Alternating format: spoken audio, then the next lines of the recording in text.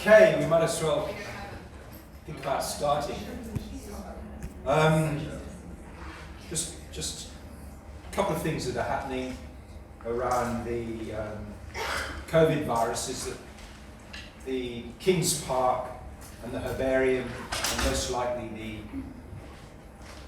the zoo trips have been cancelled. So DBCA has now got a policy where they're just not accepting large groups of people around their facilities, which is understandable. It's amazing how many places are sort of closing up and slowing down and people working from home. So we'll keep you linked with that. We're going to try and come up with some alternatives. And for example, we're working with King's Park with respect to the herbarium to get some sort of podcasts up and some videos up to show what a herbarium does, but also what King's Park does, and why they do what they do, and how they're different from a lot of other botanic gardens around the world. But we'll try and give you some of those insights anyway. But and depending on how long it holds out, we might try and make an alternative visit. But depending on the predictions, people are saying it's unlikely things are going to calm down for the next 4 or 5 months. I think it's unlikely we'll be able to get to those facilities during this semester, and even following the semester. Okay, so what we're looking at in the next series of lectures is about environmental degradation, and specifically here we're going to be looking at environmental weeds. And weeds are just one of a number of different things that we get introduced into the country that we don't want, and you've heard about, or will hear about, foxes and cats and other feral animals, pests and diseases as well. But today is specifically about weeds and how they impact on the environment. So what we want to get out of today is really understand what a weed is, be able to define it, look at the different definitions of what a weed is. So an environmental weed, for example, what's that versus some of the other weed types. We want to be able to describe impacts of these weeds, look at how they enter, what are the typical characteristics of what makes a plant potentially a weedy species. And the government spends a lot of money now looking at models and determining if a new plant species is going to be brought into Australia, whether it's likely to become a weed based on these characteristics. And we also want to have some understanding of the impact that the environment has, that the weeds have on the environment across the different Australian ecosystems, not just the ones in Western Australia. So what makes a good weed? Hopefully we'll understand what that is. Discuss some of the control measures, and you'll also need to be able to discuss at least one of Australia's worst environmental weeds in detail. And right at the end of this lecture, I also give some sort of snapshots of a number of different weeds and why they're weeds, and hopefully we'll get to those during this lecture. But otherwise you should look at those, because there's a lot of information you can get from that, and then some links to find out more about particular weeds. So this slide also shows, some typical weeds like the castor oil plant, which is a weed here in Western Australia and throughout Australia. The lantana, Many of you are aware of this garden plant. It's not yet listed as a weed in Western Australia, but it is a major weed in the tropics and the subtropics. And then the thistle, which is also a weed, a declared weed in Western Australia. So what's interesting too is environmental weeds do share some features with introduced pest animals. You know, many of the environmental weeds are beautiful. They're really nice. Many of them were brought in because people thought they'd make a lovely garden plant, for example. And many are also indistinguishable from native flora, especially to the non-botanist. So many of us wouldn't be able to recognise a weed if we sort of fell over it. Many are insidious. They sort of develop slowly, but once they've got momentum, they can start to cause problems. And another reason why weeds become problematic is often they're in remote areas and don't get reported until they're a major problem. And there are a number of those that I'll talk about at the moment, but like the sensitive mimosa, for example, is a good example of that. It was around for a very long time in remote areas before they suddenly realised it was a severe weed. And unlike some of the pest fauna, eradication can be a lot more difficult with weeds, because most weeds are very, very long-lived propagules. So they have seed banks that can be enormous, and we'll hear more about that later. And many of those seed banks are dormant. They can remain dormant for 20, 30, 40, 50 years. So very hard to control in that perspective because they'll keep coming up. And if you don't keep on top of them manually, they'll continue to develop and spread their seed, their propagules. So alien species, from introduced weeds to rabbits, and foxes, etc., cost Australia huge sums of money, and it's estimated at least 23 billion per annum. And most of these costs, most of this dollar value is actually linked to agriculture and horticulture, not linked to natural ecosystems. So the costs actually are much, much higher than this, because often the impact on a dollar value isn't given to natural ecosystems. What we're losing as a result of those weeds in those places. So yeah, most of the costs are linked to agriculture. And as I've indicated already, the no value is linked to native flora and fauna. And you might hear other lecturers talking about this, but as conservation biologists and ecologists, we're really trying hard to get ways to get dollar values put to our natural ecosystem assets. Because until we can get some values put against these assets, it's very hard to get government to actually put money into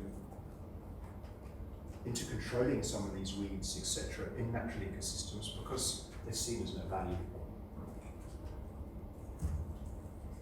So Australia has about 17 to 20,000 plant species. WA as a whole has about 13,000 native plant species. And on top of that, we have about 30,000 introduced species. So many more introduced species than we have native species. And most of those have come from agriculture, horticulture, and also garden escapes. So a lot of them have jumped the fence, some 3,000 plus. So they've escaped from agriculture, horticulture, or the garden. And a number, some 300, have become problem weeds. And about half of these are agricultural and the other half are environmental weeds, and some actually both. So terminology, if you're sort of reading the literature, the term weed can be picked up under aliens. They can be talked about, discussed in papers as aliens. We can talk about naturalized weeds. We can talk about feral and ferals, which can be animals. People also refer to weeds as feral weeds as well. Introduced plants is a weed, or can be a weed, and also exotic.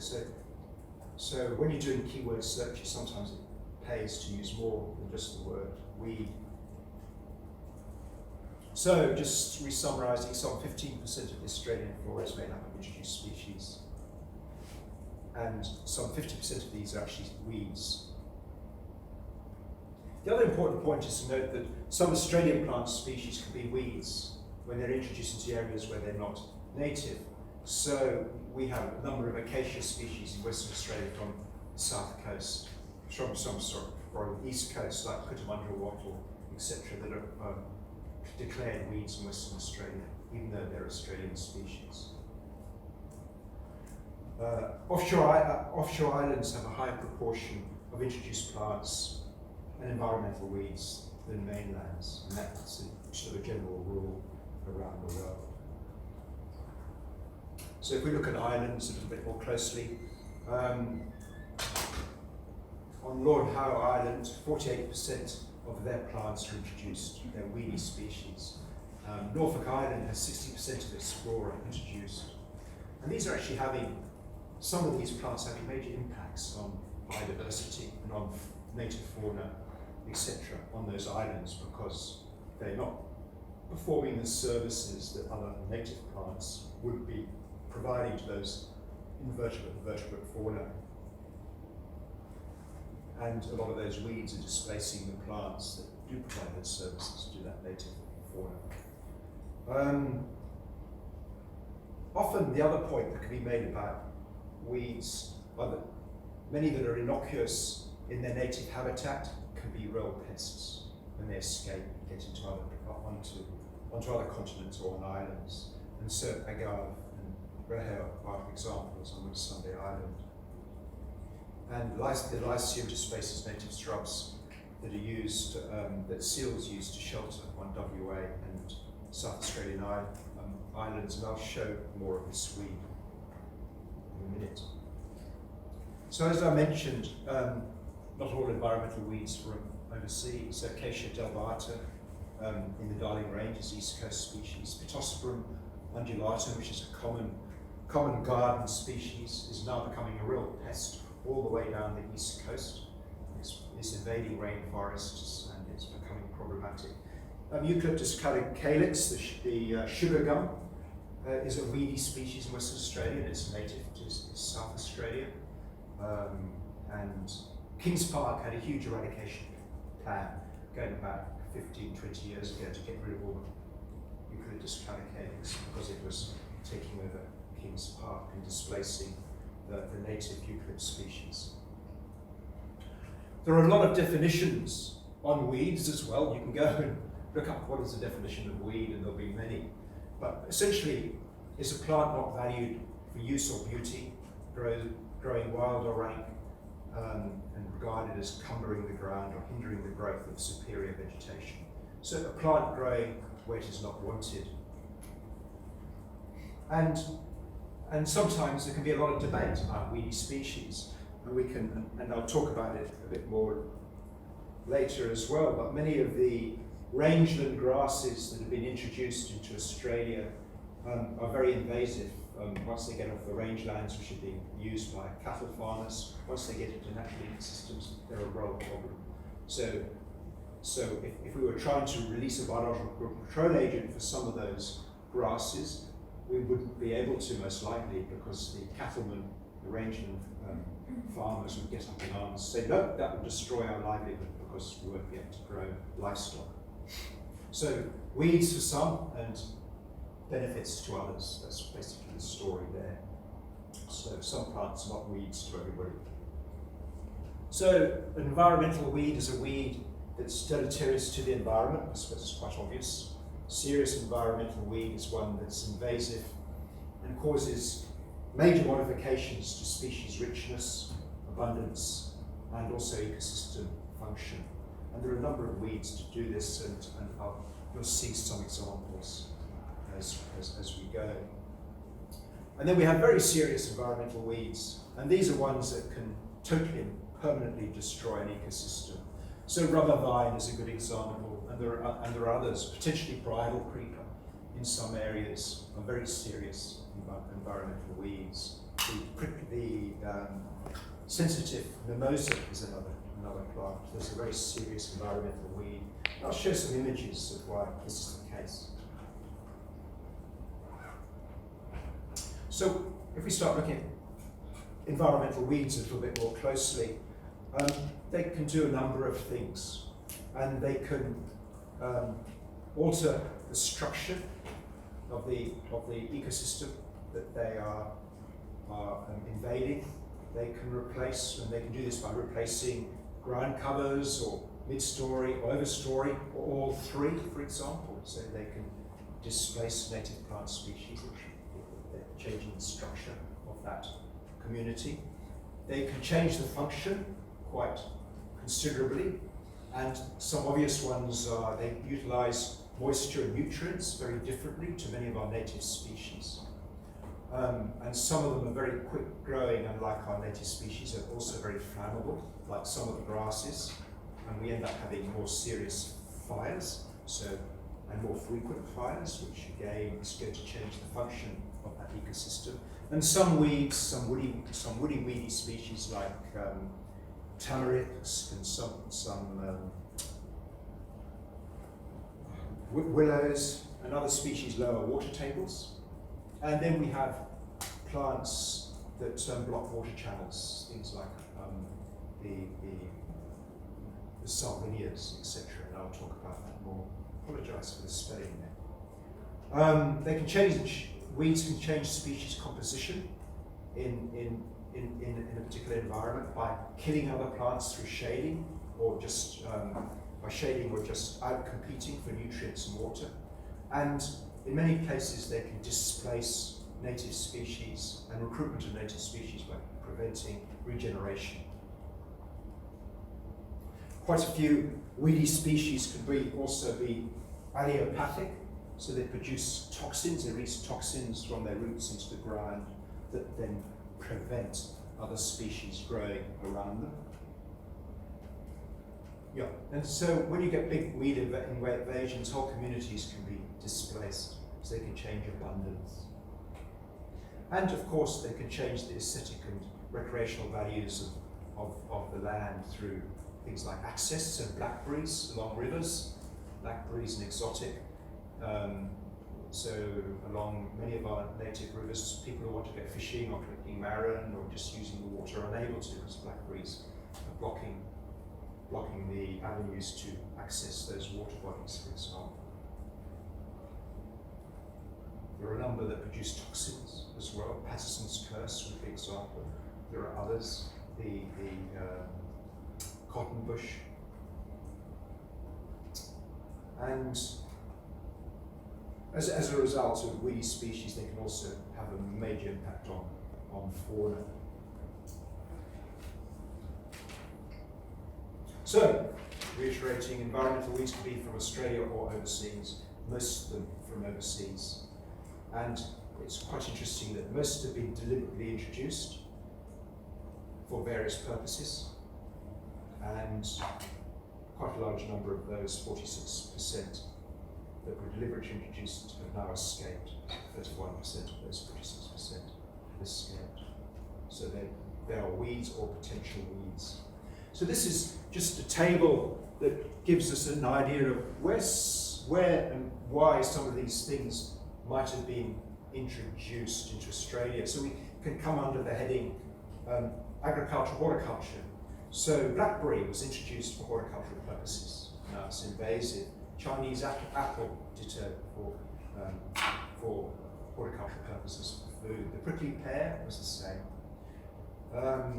And the bitu bush, or the bone seed bush, was introduced mainly for land stabilization along dunes.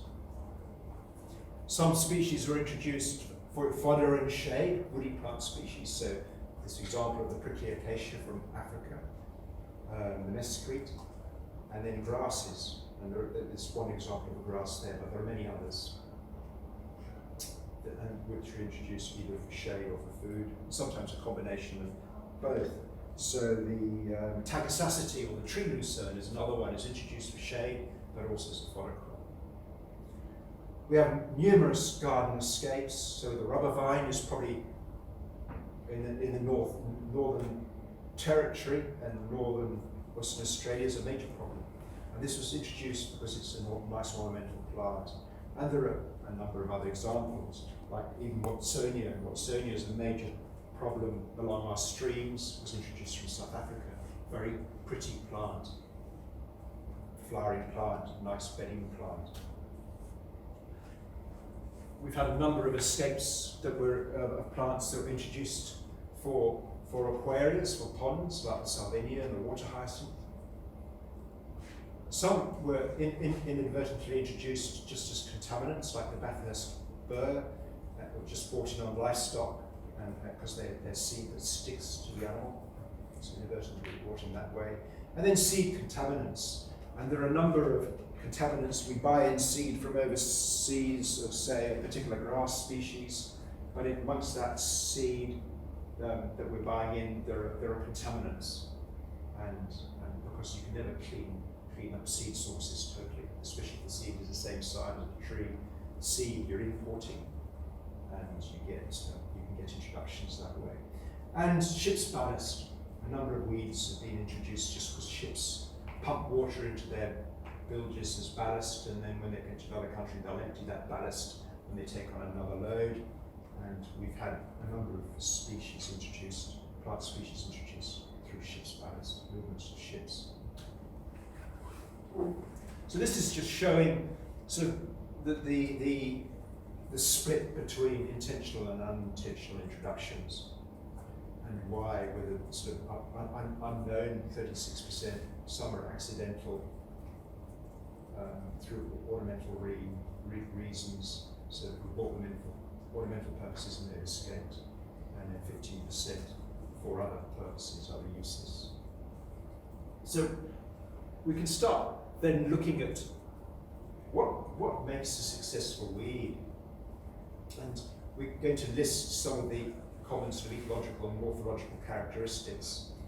And we find, as a general rule of thumb, that most weeds that come into Australia are broad-ranging in their native habitats.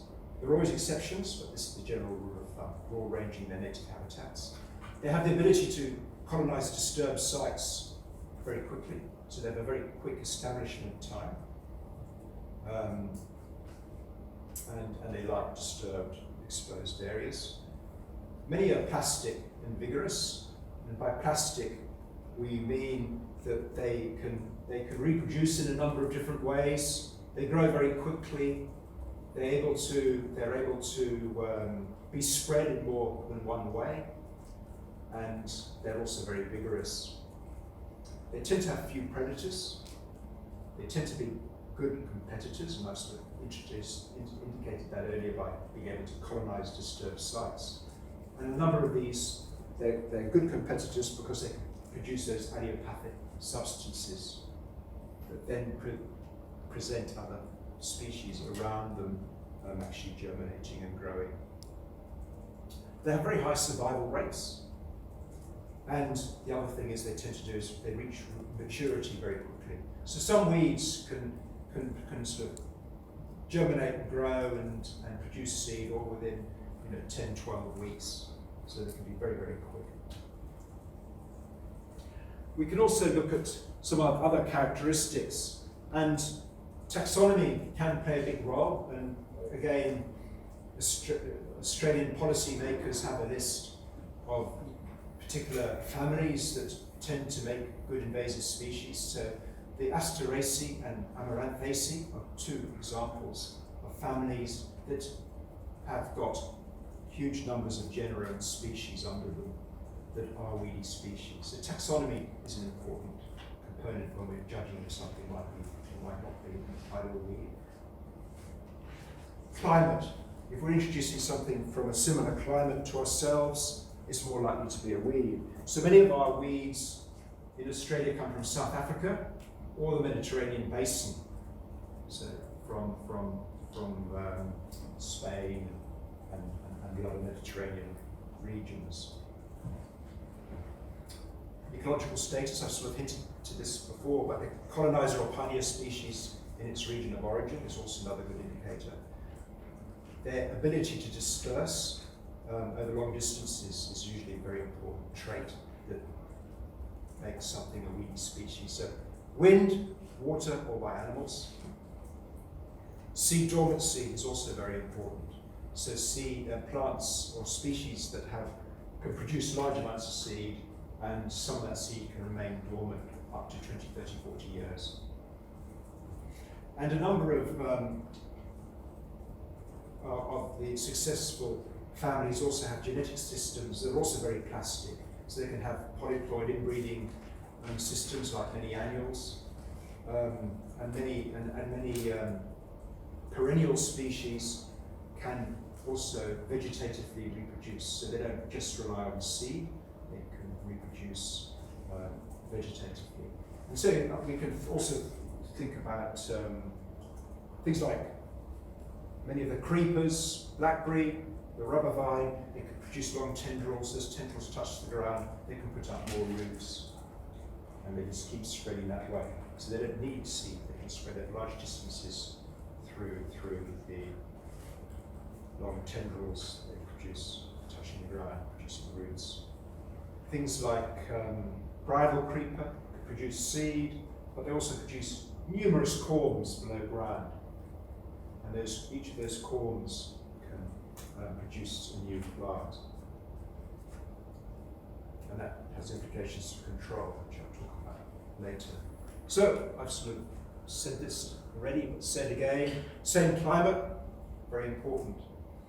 And I mentioned that most weeds tend to be abundant in their places of origin, but there are some examples that are not. So veldgrass in South Africa is actually quite rare, localized where it comes from, but in Western Australia and other parts of Australia it's widely spread. It's a good colonizer. It's a little bit different there. And though we get a lot of weeds from South Africa, we also return the favour, and they've got some of our Acacias and Acacias are real problems in South Africa. So really, out of all of that, you can see that all types of plants may become weeds. But the worst do tend to be vines and creepers, and the least serious are the herbaceous plants. So if we look at some examples of environmental weeds, we look at creepers, the Thunbergia grandiflora, that was introduced, both the rubber vine, Craphostadia, they were originally brought in as ornamentals, but they're creepers. WA, bridal creepers, also a real problem. The shrubs and trees, the Acacia Acacia, which was introduced as a dune stabilization plant, grows very, very rapidly. Within a couple of years, it's producing numerous seed. An adult plant can produce over nearly 2 million seeds a year. Mimosa pigra, another acacia-like species, is a major environmental weed. Tamarix in the more deserty, drier areas was planted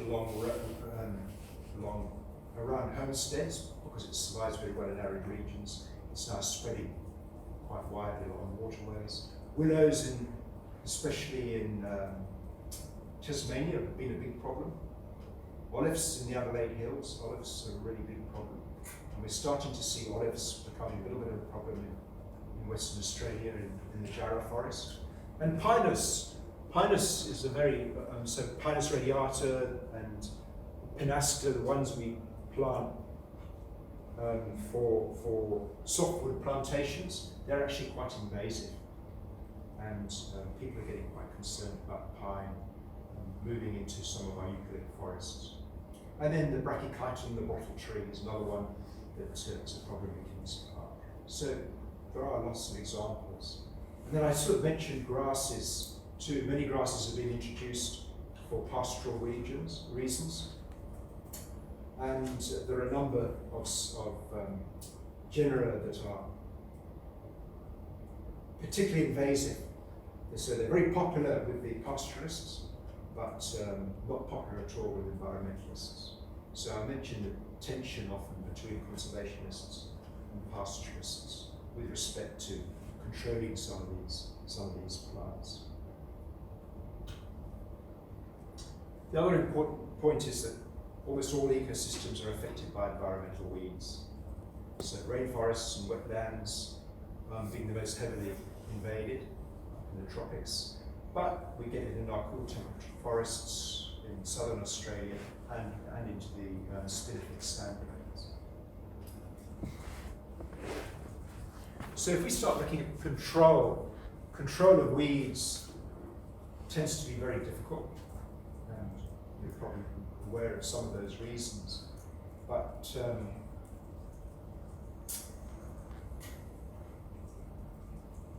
if we look at many of the agricultural species and many of the forage grasses being introduced into pastoral areas, most of them are introduced, and the properties that make them successful in those agricultural areas makes them successful in environmental or in the conservation state.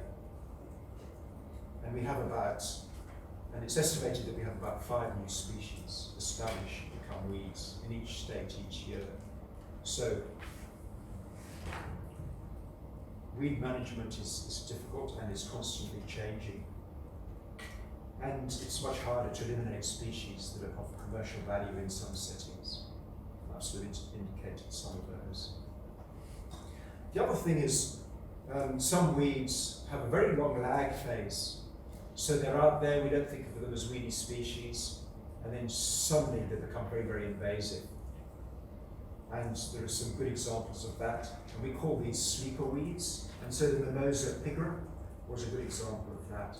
It was present up in the northwest and into Queensland for a very long time, over 100 years, before it became a real serious pest. So what's changed? Is it the environment that's got more conducive? Or has plant genotype changed? We actually don't know. And these are things we need to understand. Why can some plant species be present for a long time before they actually start becoming weedy?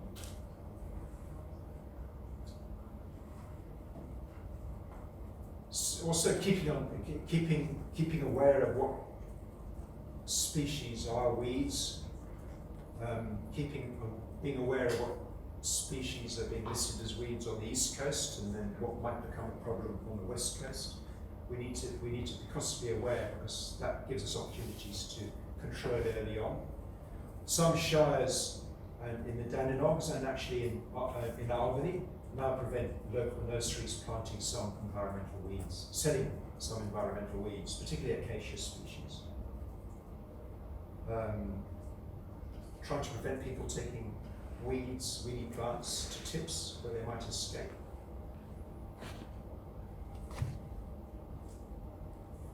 So the main ways of preventing weeds is through quarantine and then through hygiene.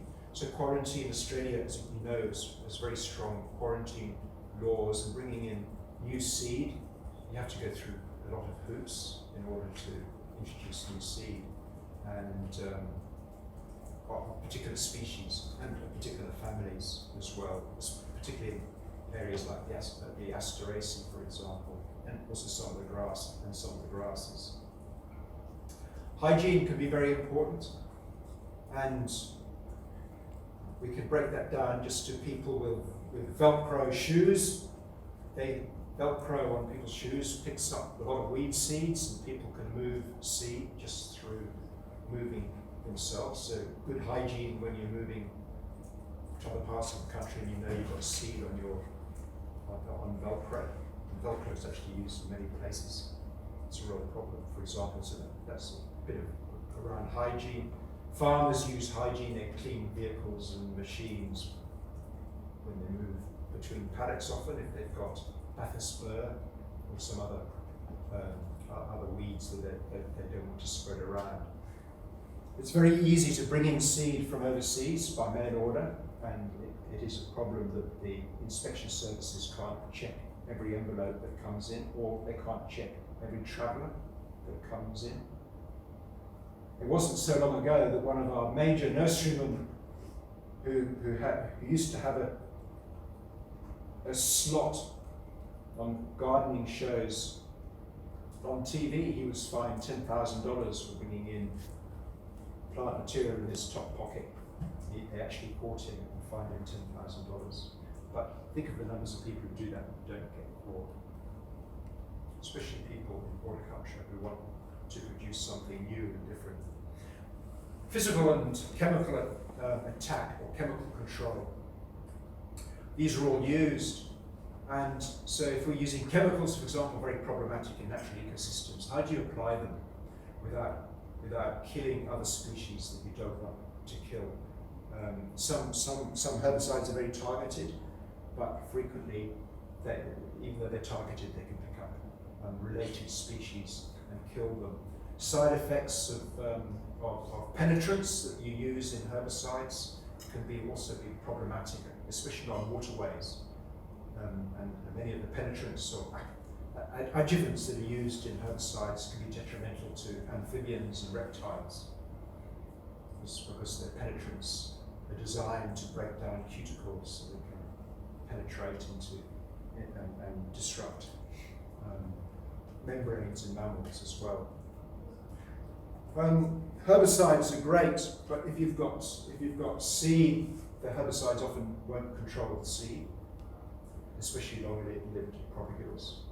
And many areas are very inaccessible. So how do you get to them? Hilly country, even in bits of Arctic range, very hard. Some areas very hard to get to control things like Watsonia and blackberry. You need repeat visits. Biological control is becoming increasingly important.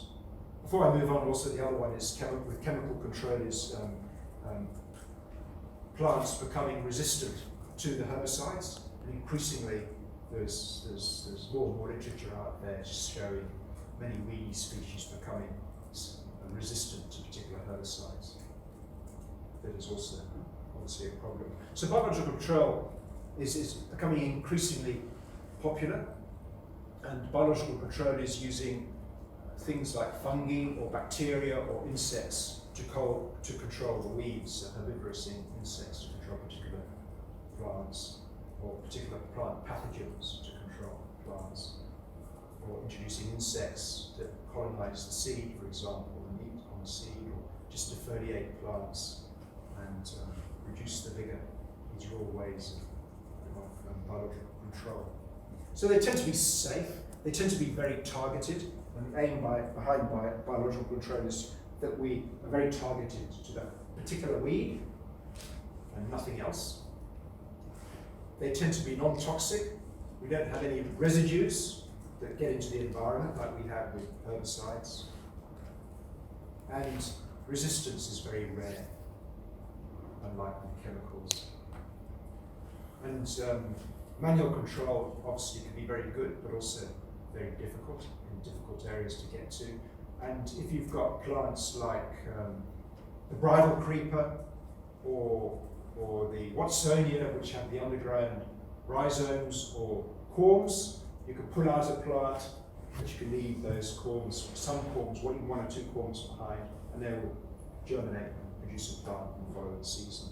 So actually manual control in some species is actually problematic, especially those ones that produce underground asexual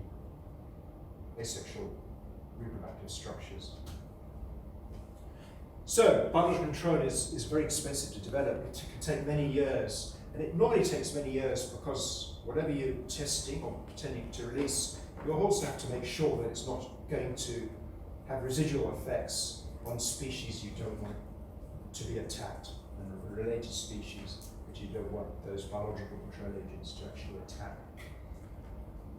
And then you have problems with scaling up whatever the agent is. Some successful biological control agents are very hard to scale up. Another problem can be shelf life. How long do they remain viable on the shelf before they die? And farmers and others tend to be fairly gung-ho with a lot of the products they use, and even back in the once they go into the pub for a drink when it's on a hot day, for example, can reduce shelf life.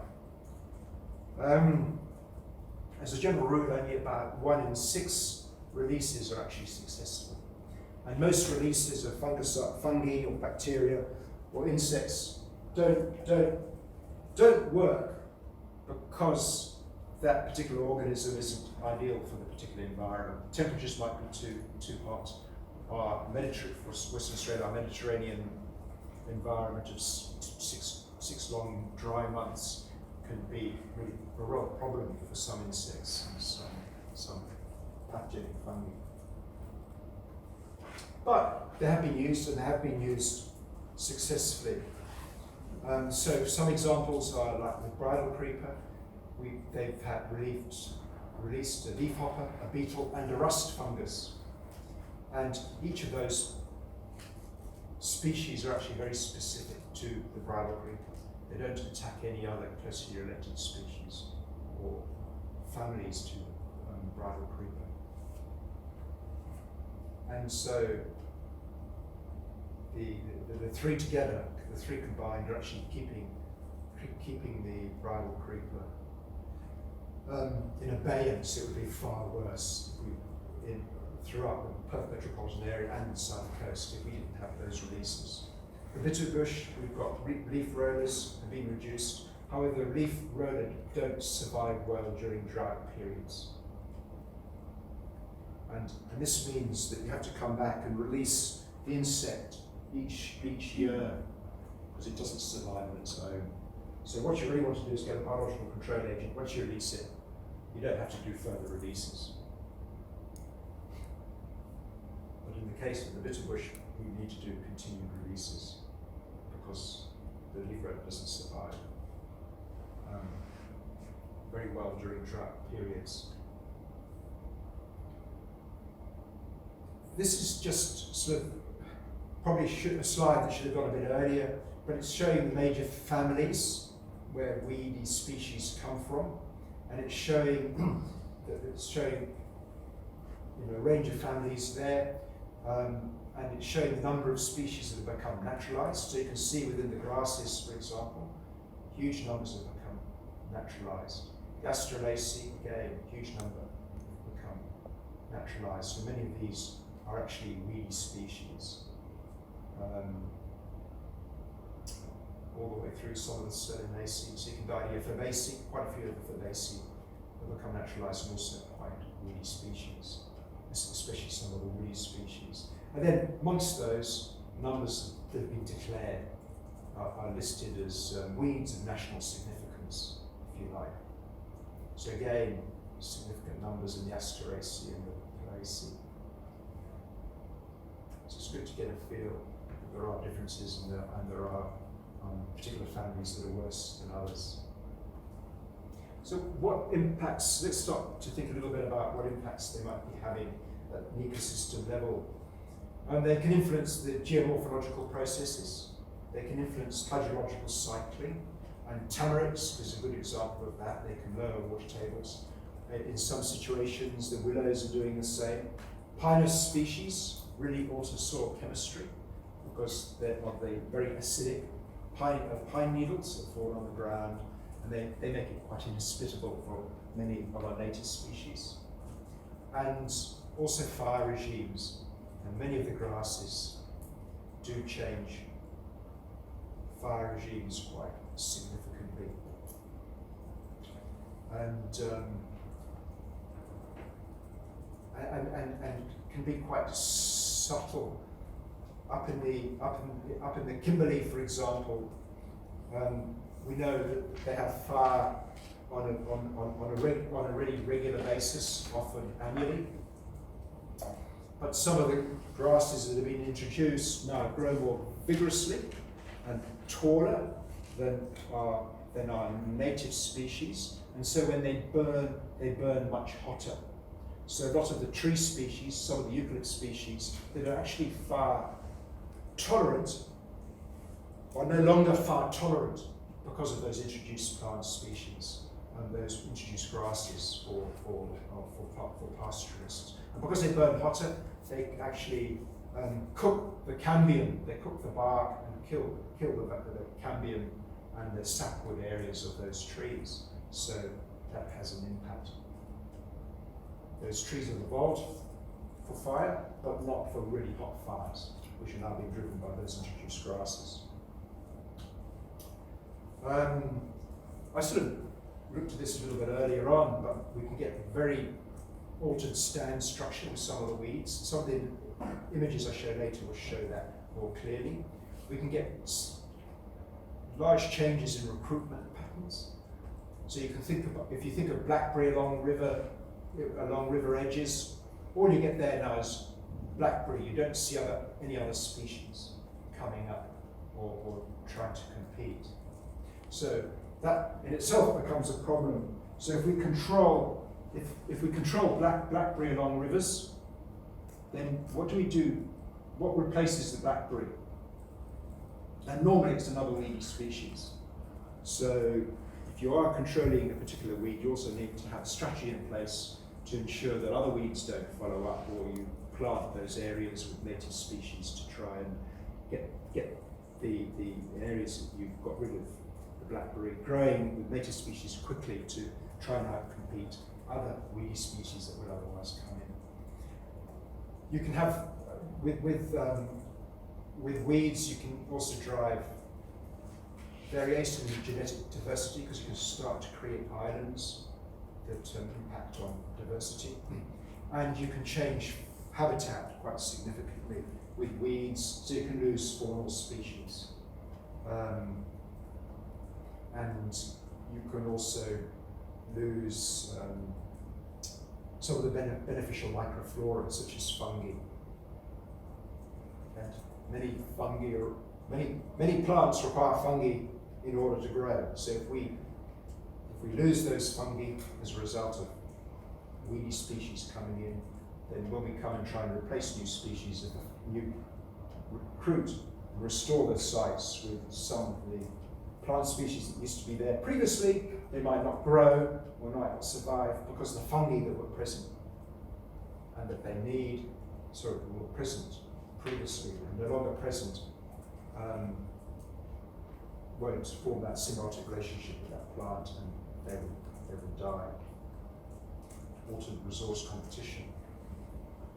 So what's interesting, when you look at the literature, you sort of feel when weeds are very visible, what impact have they had? And there's only 4 examples of native species extinctions as a result of weeds, which I always find sort of quite surprising, especially when you've been into some areas where all you see is weeds. Though, that said, there are 57 native species that are nationally endangered as a result of weeds.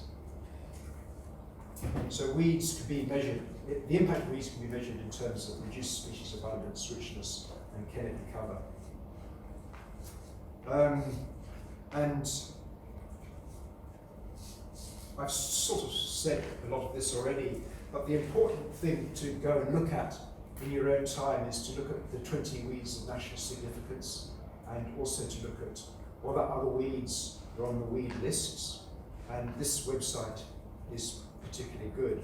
And we do have 20 weeds of national significance, where most of the resources that become available for weed control will tend to be put into those weeds, the weeds of national significance. And that's because there's only limited sums of money to go around to control weeds, so policymakers have developed a hierarchy of weeds so they can allocate resources to try and control the weeds that are likely to have the biggest impact. That's what that's saying. So what I wanted to do now is just give you very few examples of some, and I won't be able to get through them all. So this bone seed, or the bitterbush, came from South Africa. It was introduced to stabilise dunes. It's a very pretty plant, and we can see the bioclimatic potential. It's huge along the south coast of Western Australia, and you can see where it's already present. So it's got huge invasive potential, and also in Tasmania where it's not yet present. And there are 2 subspecies of bitterbush that are fairly invasive. So essentially they displace everything. And that's what it can end up looking like. There's no native species in that image as a result of that bitter bush being introduced to stabilise the dunes. It takes over everything. And this is looking back, such a good slide. I took it from the old camera system. Didn't scan very well. But you can see there's no recruitment, so this is all bitter bush. You're getting no recruitment of those eucalypts. So in time, when those eucalypts senesce, you know, that woodland will disappear unless we do something to control it. Prickly acacia, another ex-Africa and West Asian species. It was introduced as a shade tree. It's also quite pretty. Produces numerous seed, as you can see there, and it is now having quite a wide distribution in Queensland and parts of New South Wales, far northwest of New South Wales. A rubber vine from Madagascar, again showing areas that were infested in 1973 through to 1987, and it's now basically spread through most of this range. And this is what it looks like. So it strangles everything. It produces the long tendrils that then touch the ground and can reroot, but also produces large numbers of seed and almost impenetrable. You know, livestock can't use that. Native fauna don't tend to use that landscape, so it becomes has a significant impact on the ecosystems. Sorry, that's interesting. So that's looking from a river. So you can see it's affecting the structure and the function of the ecosystems that it's invading. Since the Mimosa pigra, the sensitive bush, introduces an ornamental. At the moment it's got limited distribution, but where it's present there, it's amazing. It's really dense, but the potential distribution is huge across the tropical areas. It's a little bit what it looks like. It produces huge numbers of seed. The seed is long-lived, has a long dormancy period, and that's what it can end up looking like. Areas that get really infested. So again, displacing most other species. So you're ending up with monocultures, where previously you had a lot of diversity. And that's what it looks like in a dense thicket, so nothing's growing underneath it. So again, you can start to see the implications with respect to ecosystem function and ecosystem health. Prickly pear is quite interesting. It was introduced, it overtook very, very quickly. And it's one of the few examples where an introduced biological controllers work really, really well. And they introduced this Captoblastus beetle, and shown in this image, and it's been a very successful control agent. And you don't see much prickly, and you don't see much of the prickly pear around anymore as a result. And frequently, if you do see it, and you see it dying, you'll see this insect present as well. So it's worth looking if you see a prickly pear that's dying. Okay, I'll leave it there, but there's a number of other slides that I show examples of some of the major weedy species and the impacts they're having, including some of the ones that are major in waterways. Okay, great. And Patterson's curse is an interesting one because some people love it, others hate it, but it also does produce toxins, and we do eat honey from it. Honey do contain more toxins, so that's worth reading about. Okay.